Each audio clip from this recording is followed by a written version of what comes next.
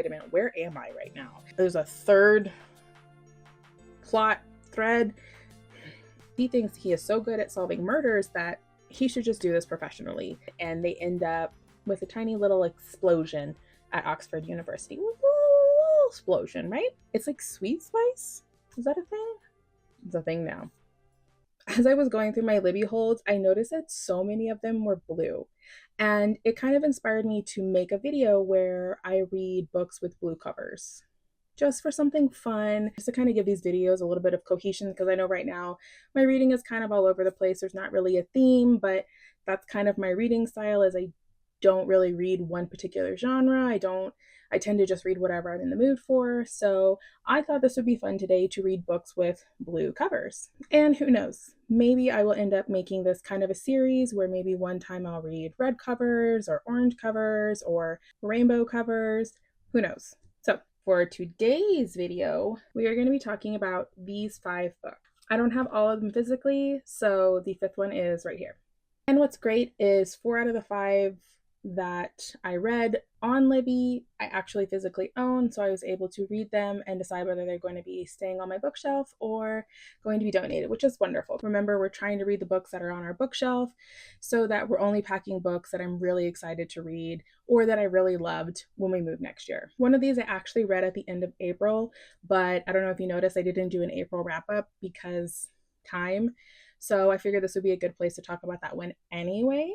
The books that we're going to be talking about today are Molka by Monika Kim, Shift by Hugh Howey, which is the 2nd in the Silo series, Everyone in This Bank is a Thief by Benjamin Stevenson, and The Antiquarian's Object of Desire by India Holton. And the one that I don't own is Antimatter Blues by Edward Ashton, which is the sequel to Mickey 7 that I read in March or April. I can't remember when I read it. And I believe with the exception of Molka, all of them are actually sequels. So I'm going to do my best to talk about them as much as I can without spoiling the books before them, or obviously spoiling these books as well. If I feel like I can't talk about something without a spoiler, I will put up a little spoiler section notice so that you know to skip forward if you don't want to be spoiled to whatever it is I'm talking about. The first book I wanted to talk about was Molka by Monika Kim, and this is actually the one that I read at the end of April. So Molka is a horror novel, and it focuses on a rising epidemic that's going on in South Korea right now, like a real life issue with these Molkas, or these spy cameras that are what we were described as like the head of a pin size smallness. So they're incredibly easy to hide in women's bathrooms, in their locker rooms, in hotel rooms and stuff. And it's these really creepy men who are voyeuristically watching women and filming them without their consent and sharing these voyeuristic videos online to other men in South Korea.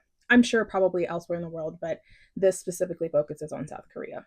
Our main character, Dahae, is this young woman who is dating this really rich guy named Hyukjun. Well, his family is very wealthy. His family is one of, I guess, the wealthiest families in Korea or something like that.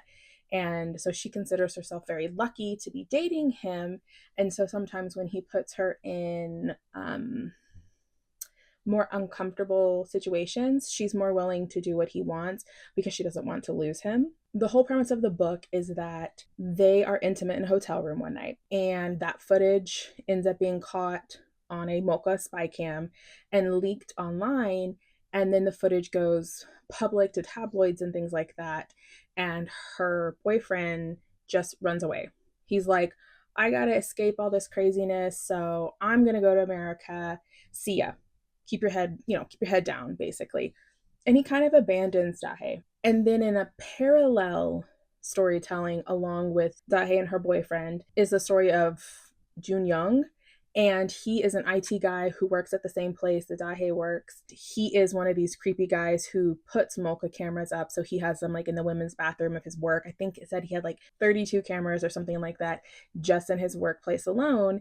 And through these spy cameras, he kind of ends up becoming obsessed with Dahae and has kind of decided that she's like the perfect woman for him and he needs to convince her to marry him. basically. He's very deluded. He lives with his mother still, and he's incredibly, incredibly ugly to her. You're supposed to dislike him. He is supposed to be a despicable, deplorable human being. There is a lot of human horror in this book. I think I was expecting a little more body horror. I thought there was going to be a lot more female vengeance and like blood and gore and things like that. And there was only like one really particular scene where it was super gory. The rest of it was just how horribly people can treat other people, especially men treating women.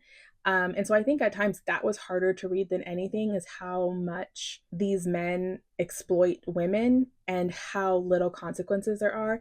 It's basically a slap on the wrist if they're caught doing this. I think just because the justice system in Korea hasn't quite caught up to this new and evolving issue, and instead of trying to make new laws to combat it, it feels like the justice system is very slow to change. I think that's probably why, because I read Molka before I tried the first 20 pages of a book, and I think that's why I decided Camp Zero was just not for me, is because I had just read Molka, and this entire book is basically men treating women terribly, men getting away with it, which I understand is what is going on right now, is that men are getting away with these deplorable things that they're doing to women. But I kind of had hoped that there would be more justice in this book because it was a fiction book. You know, you can right the wrongs in a fictional account of something, and I don't feel like we got that in this book. Dahe's life is slowly unraveling because of the consequences of this footage being leaked. Her face is actually blurred out, so the rest of the people don't actually know who it is, but she knows who it is, and it leads her down a really dark, spiraling path. There's other stuff that would kind of give away some of the little bit of supernatural aspects of the book, so I don't really want to talk about that as much. The gruesome horror doesn't really happen until towards the end of the book, and I really feel like there's only one scene that's like truly gruesome, and if you read this book, you know what scene I'm talking about, and I almost gagged at one point when it was describing what was happening. So that was gross at 100%. But it was like I was going in, especially with the cover and there's blood. I expected there to be more blood. I expected there to be more violence. I expected there to be more female rage and female revenge and kind of a good for her moment. And I personally don't think that that happened in this book. Check it out from your library, because it's worth a read. The subject matter, learning about the fact that this is such an epidemic going on right now in South Korea, it is important to know, because the only way that laws are going to change, that these men are going to start being held accountable, is if there is more eyes on the problem. If there are more people looking in saying, this is not okay, things need to change. This fell way short of my expectations. And like I said, I gave it a 3.5 stars. And the spoiler section, I did say it lost all of its star points that I took off of it because of that spoiler. It was well crafted, but we could have gotten another 50 pages and really pushed and done what I felt like the book should have done. That's all I'm going to say. Those are my thoughts on Molka by Monika Kim. Check it out from your library. She has a lot of good things to say. It just was incredibly frustrating that it didn't quite cross the finish line for me. So I'm not sure if I'm actually going to be keeping this or not. I pre-ordered it. Like, it just came out at the end of April. So I don't know. Maybe I'll sell it on Pango because it is so brand new. We'll see. Look at this cup that my stepmom got me. Isn't that so sweet? I love it. The next book I don't have a copy of, but that is Antimatter Blues by Edward Ashton, and this is the sequel to Mickey 7. I've read several of his books this year, and I always have problems with, there not being enough information in the story, us leaving a lot of questions unanswered, or wanting a sequel so we can get more information.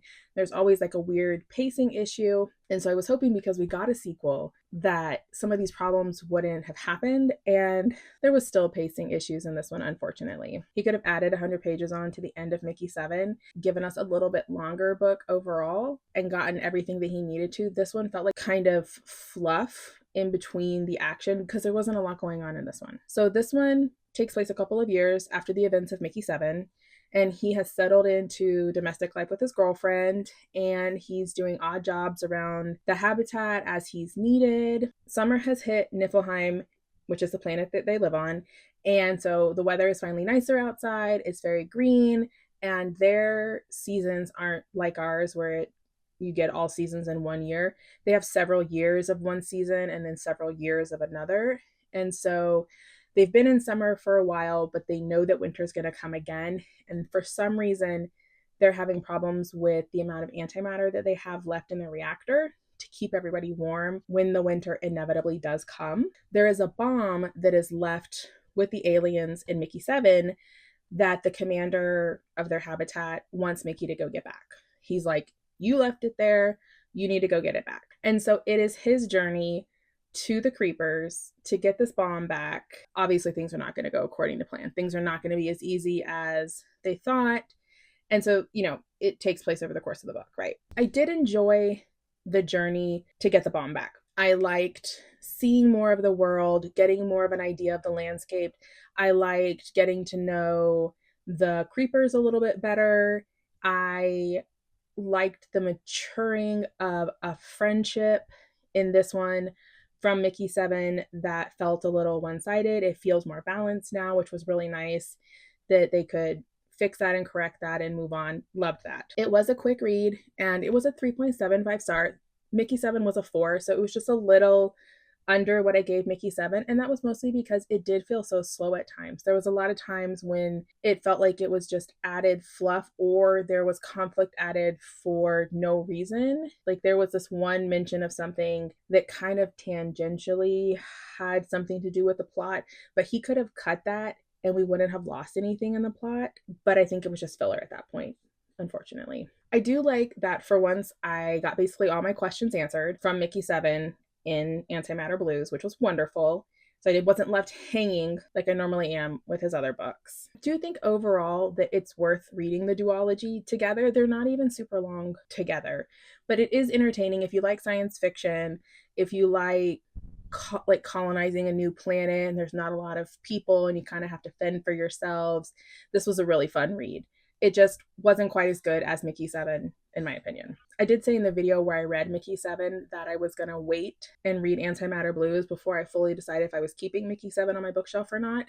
I do think I'm going to keep it. And I think that if I run across Antimatter Blues secondhand or for very cheap, I might actually pick it up because it was an enjoyable read. It just drug at times because it was a little bit slower pacing for me personally, and it just felt like there was some stuff that you could have like skipped 10 pages here and you really wouldn't miss anything of the core plot of the book. Like I said, it's a sequel, so it's kind of harder to talk about, but in a nutshell, Mickey and his gang go to the creepers because they need this antimatter bomb so that they can put the antimatter back into their reactor so they have enough heat for the impending winter whenever it comes. Shenanigans happen during the course of their journey to the creepers and then with the creepers, and then conclusion. It was good. Like I said, if you like science fiction, it's funny. I appreciated the humor in it. So I would recommend checking it out from the library. We need to use I say this every video basically, but we need to use our libraries. You buy it if you love it, but check it out from your library first. That way it costs you nothing if you decide you don't like it. So that is Antimatter Blues by Edward Ashton. Then I read Shift by Hugh Howey, and this is the second book in the Silo series. The first one was Wool, and I read Wool a couple years ago probably. So the raw dogged it. I did not reread Wool. It's about the same length. I was not going to reread it. This is Wool. It's this big next to Silo, or next to Shift. And I was not rereading it. If you don't know what Wool is about, let me give you a quick recap of Wool so you understand what we're talking about in Shift, okay? So in Wool, we have this underground silo. So think really big underground bunker, right?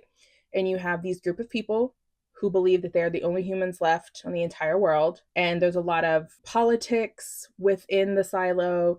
You're kind of told when you can have kids because they have to control the population so people don't overeat the resources that they're able to grow and produce. The whole book basically is about this one silo. Silo 17, I think.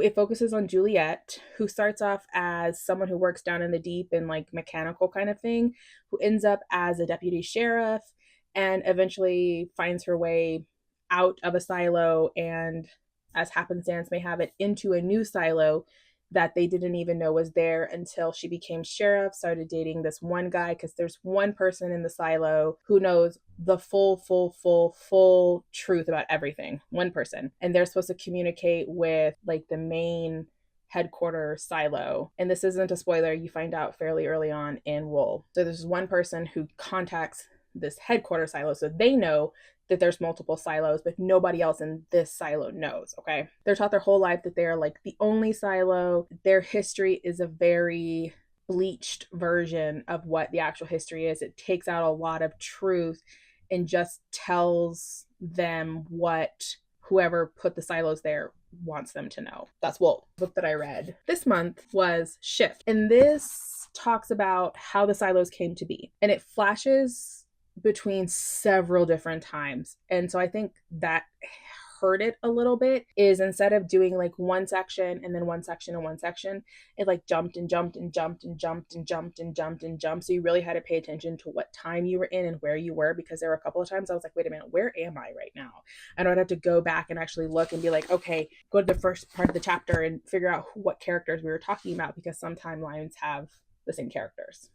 It was a little confusing at times. It was interesting to learn how those silos came to be, kind of. We know why they were built. We know who built them. We know who the people in the headquarters silo are. We understand kind of what they're doing, but also I personally, and I don't think I missed it, I personally don't understand how the original people ended up in each of the silos, because the way that it was explained to us didn't make sense. So that was confusing to me and not really something that was answered. I don't know if maybe in the third one you kind of get that answer, but this just felt really long for what it was. And I feel like there was so much about politics in this, so much about politics. It was a very quick read. I will say that. It was a quick read.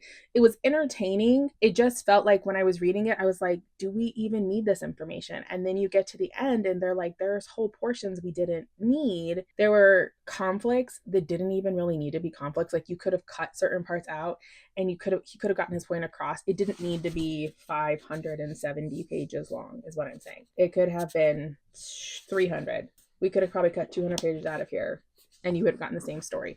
So this was a 3-star read for me overall, because it did feel like there was so much fluff. Like almost 600 pages. It didn't need to be that long. I don't think we learned enough essential to the plot that was going on in the first one to really justify 600 pages. The last one is Dust, and it's only 460 pages, so maybe we got a little more concise. I think we go back to Juliet and what's going on with the two silos in Dust. So I do want to read it. I did like how the timeline, I didn't like how it swapped back and forth between the past when things were being configured behind closed doors in Congress to get the silos built. But I did like the history we got of the people in the silos and all the events that led up to the ending of book one. I did like that part of it. I did not like the way back days. I feel like we didn't need most of what was going on in the way back days. I feel like we could have gotten it different. There's a third plot thread, and I feel like that would have been plenty without learning all the stuff back in what is essentially our time right now. It did really bring to light how little we as taxpayers know what our taxpayer money is actually being spent on, because the silos essentially were funded by taxpayers. Like they were funded by Congress, and it did kind of bring to light how little say we have and where our money is being sent, and how little at the end of the day we get to decide anything as far as what Congress is going to do for us versus what they're going to do for their own personal agendas. It's a good sci-fi book. It's a good sci-fi series, but just go in knowing that I don't know if this suffers from the second book syndrome. I don't even know if you can call it that. This was just slow at times. It was entertaining and it felt like it moved fast, but then you look and you're like, how do I still have 50% of this book left? Like, just know that going in, this one's a little bit slower. It has a little more fluff than I would have preferred, but that is Shift by Hugh Howey, and I do recommend it. Again, check it out of your library. I borrowed the audiobook so I could tandem read which was a lot of fun. You know, that's a way, again, to support. You could check the book out of your library physically and then listen to it on audio, and then you're double supporting your library. Just saying. Then I read another series. I read the next book in the Ernest Cunningham series, and that is Everyone in This Bank is a Thief. And so you have Ernest, obviously, and he is the main character, and he writes all of these books. He is literally, he wrote the first one, he wrote the second one, he wrote the third one, he is writing this one. So these are very fourth wall breaking. He is constantly talking to his audience. He's constantly telling you, hey, you need to pay attention to what just happened because it's going to be important later. Or for fair play purposes, you know, you might not have noticed this, but I'm going to need you to notice it because that's how we're going to, you know, learn things later on. In the first one, he solves several murders. Second one, he solves some murders. Third one, you know, he's always solving murders. So in this one, he wants to open a detective agency because he thinks he is so good at solving murders that he should just do this professionally. And he's having a hard time securing a bank loan. So he has a meeting with the owner of this bank, hoping to secure a loan, when a customer holds the bank hostage. He pulls out a gun and the bank is locked down. The problem is that we find out very early on that every single person in the bank is a thief. There are 10 suspects and 10 thieves. And it's really cool because each chapter he specifies like what is being stolen, and then he tells you the whole story. And then by the end, you find out who's stolen things. Like a heart is stolen at one point, and like a pen is stolen at one point, and like $1 is stolen at one point. And so while everyone is not there for the main bank heist, everyone there is a thief of something. I personally love that he breaks the fourth wall. I think it's highly entertaining. I've had a lot of fun with this entire series because he is doing that. He gives us a chance to solve it alongside of him. I was totally wrong.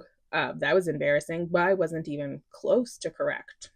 But it was really cool because even at the end, when, you know, he did the typical old-timey murder mystery where you gather everyone in the parlor, like, you know, like Hercule Poirot would, and he lists off the people who seem like they could have done it, but then they didn't. And I thought that the way that he unveiled who the bad guy was very clever. And I really enjoyed that. If you like murder mysteries, if you like whodunits, then this is a very entertaining series. And I suggest pick up the first one. Don't let me lie to you. Hold on. Everyone in my family has killed someone.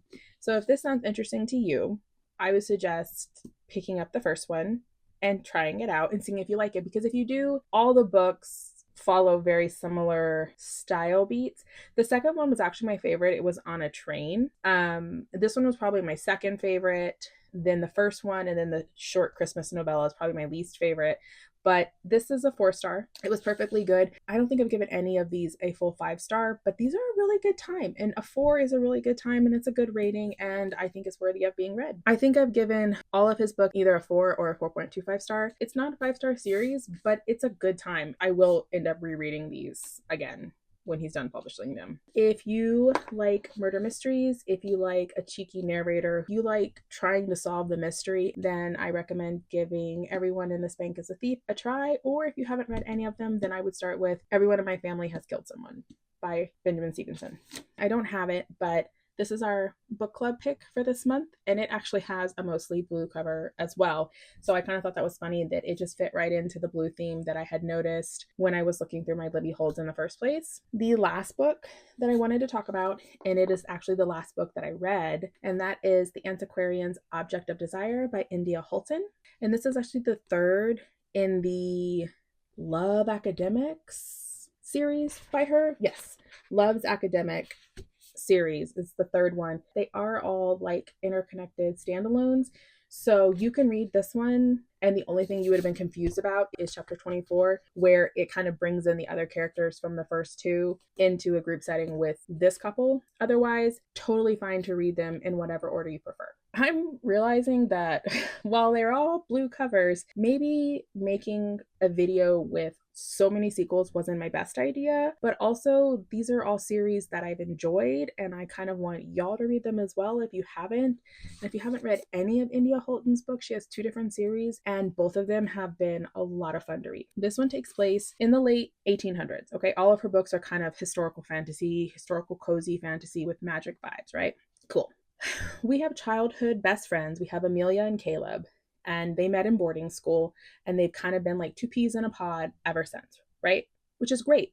Mix up that it's the 1800s, and girls and boys are not really supposed to be best friends. If you show too much affection, then society kind of tries to force you to walk down the aisle together. And that's not what they wanted. They were best friends and they wanted to work near each other. Amelia always kind of thought that if she got married, she would have to give up her career because she's a professor. She's an antiquarian professor, and so is he. And she didn't want to give up her job. She loves teaching. She felt a lot of pressure from her family to go into academics, and they already kind of felt like the subject that she went into was kind of beneath them. And so she really wants to prove her parents wrong by being successful. The problem is she has a death in the family, and Caleb is giving her a hug one day, and their boss sees them. And so to stop all the rumors and to not force them to get married, they pretend to be enemies. So we have a frenemy situation, and they end up with a tiny little explosion at Oxford University.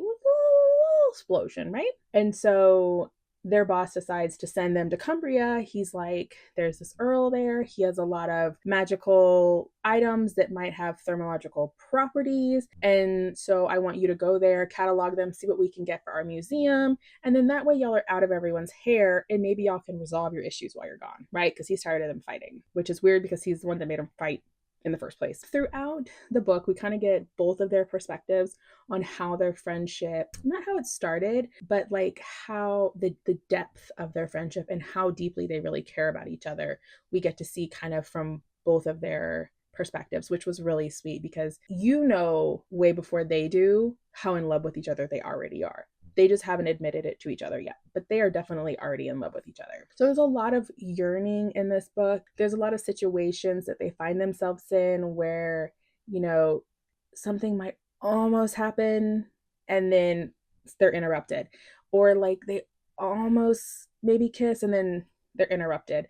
And so if you don't mind a book with a lot of almost teasing, there was a lot of the yearning and the growing desire for each other and the slow realization that what they've felt for each other over the years, while it is friendship, is also a lot deeper than friendship. I will say this one is the least spicy of the three books, and none of them are super vulgar. This is the 1800s, right? The other two do have a little bit more explicit scenes. This has a lot of like almost something and almost. So it was very sweet. So I will say it was a little bit of spiciness, but it's like sweet spice. Is that a thing? It's a thing now.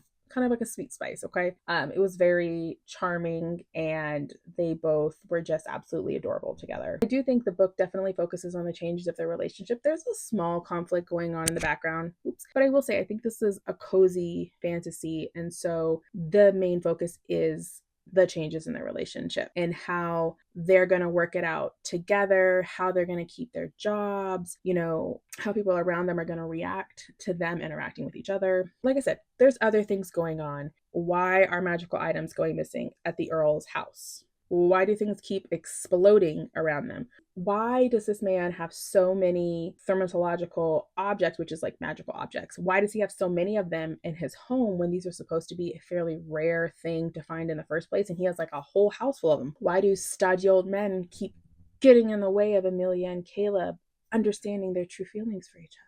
Caleb always had her back. He was always supportive of her. You know, he never saw her as less than. She was always his equal in life, in academics, in love. They were always very equal to each other, and he never hesitated to let her know how much he respected her and how much what she did mattered to him. I did enjoy all three of the books in this series, and I think I gave all of them 4.5 stars. There's just something in India Holton's writing that really works for me. I think I've read 5 of hers now.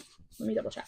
Yes. The only one I haven't read is from her Dangerous Damsel series, and that is The Secret Service of Tea and Treason, and I do have it. I just haven't read it yet. And that is the Antiquarian's Object of Desire. I do highly recommend. I gave it a 4.5 star. Like I said, I think I gave all of them in this series.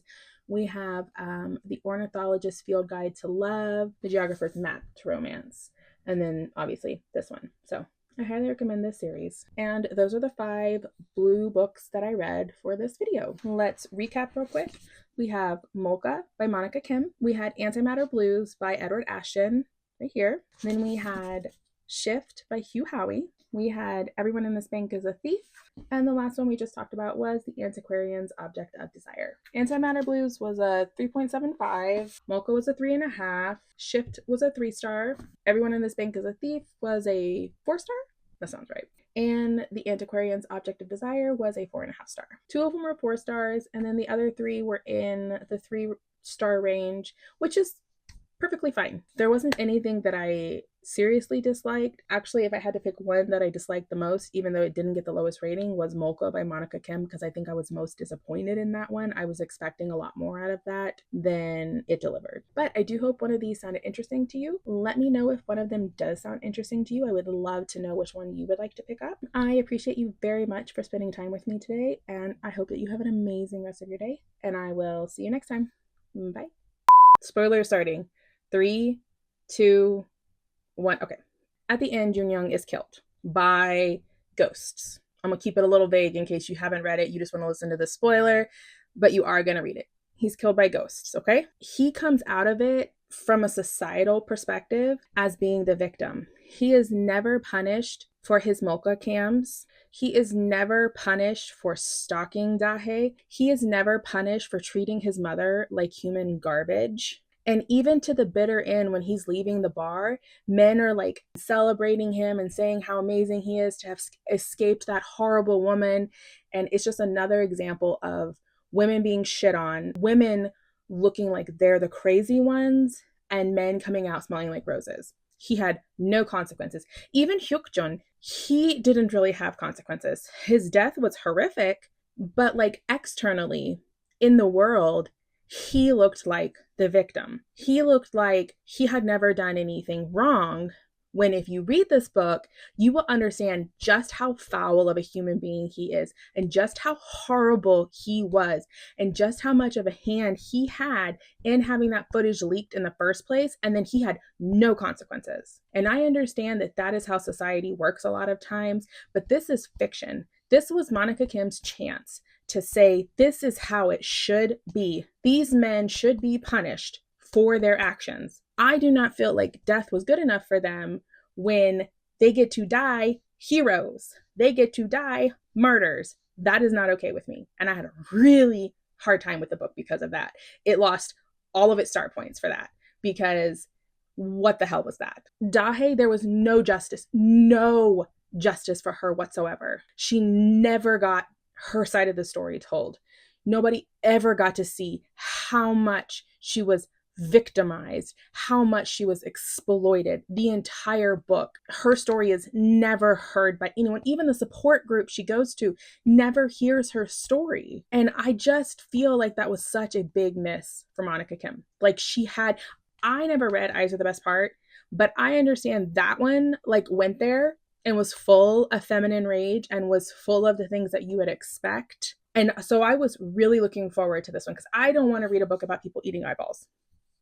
I can't. It's ick for me. Can't do it. But this one sounded so good. And it's not even that long. Like, it's under 300 pages. She could have given us an extra 50 pages and had these men creamed on the ground. She could have drugged them through the mud. She could have given every woman who feels like they do not have a voice right now in South Korea, with this giant Molka epidemic that is currently going on in South Korea in real life. She could have given them a chance to have justice, at least if it's in a fictional account, and they did not get that. So that's enough spoilers for me. Don't fall over, please. Beep boop. 32 cameras or something like that. 32. It's like my house is conspiring against me today. Phone's ringing, my phone's going off. Can you hear that? It's lovely. I love that. Nobody knows that phone number except my kids' friends. It's so many spam callers. It just came out at the end of April. You know, he's always solving murders, so bye. Love you. Alrighty.